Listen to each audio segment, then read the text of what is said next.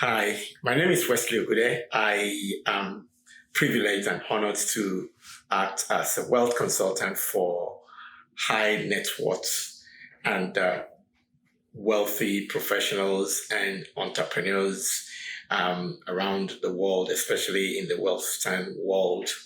I want to speak to you briefly about what I have titled How to Preserve Wealth for Generations.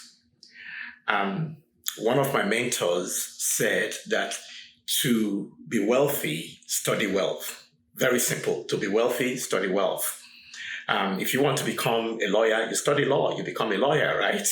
If you want to become an accountant, you study accounting. Very simple, right? As simple as that sounds, I didn't understand that many, many years ago when I struggled as a high income earner, as an executive who did not understand how to create wealth. So I want to share with you how to preserve wealth. There are 5 things I'm going to share with you about what I came to discover from my own experience and, of course, extensive study about so many of my mentors who have preserved wealth for generations. There was a study that was done in the US called the Gallup study. The study reveals that 85% of those who bequeath wealth to the next generation, 85% of them, they lose that wealth. Okay. So the question is, how do you preserve wealth for generations? There are 5 things I'm going to share with you. The first thing to understand is that the skill sets and mindset to create wealth, they're very different from the skill sets and the mindset to preserve wealth. That's number 1. Number 2, you need to understand that the strategy that created wealth will not be the same strategy that will preserve wealth. They are 2 different things. That's number 2. Number 3 is that you do not just pass on wealth. There are 4 things that you must ensure that you pass on. That's number 4. And that's number 3. Number 4, I'm going to list out those 5 things, 4 things that you need to pass on, which would be my number 4, okay, and my number 5.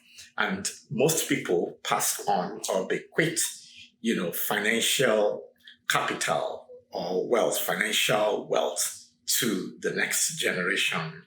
As much as that is admirable, but if that is all you do, you are likely to fall into that statistics of 85% of the next generation who will lose that wealth.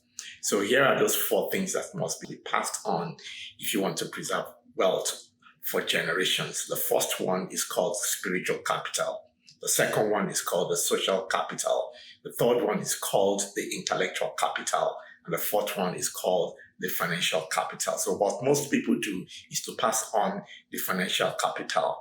Okay, and when you pass on this financial capital and you don't pass on the other 3 capital, you are that the children of such a person, or those who inherited the wealth, are likely to lose the wealth. That is why you see high income earners who have earned income for several years, celebrities, sports stars, those who win lotteries, they lose the wealth very easily. Why? Because it was just a financial capital that was handed over to them within a short time, or like a windfall, and the other capital were not handed to them. If you do the same thing for your wealth, you get the same results unless you pass on those 4 capitals. If you want to learn more, please feel free to go to our website, highincometowealth.com, or our YouTube channel, High Income to Wealth.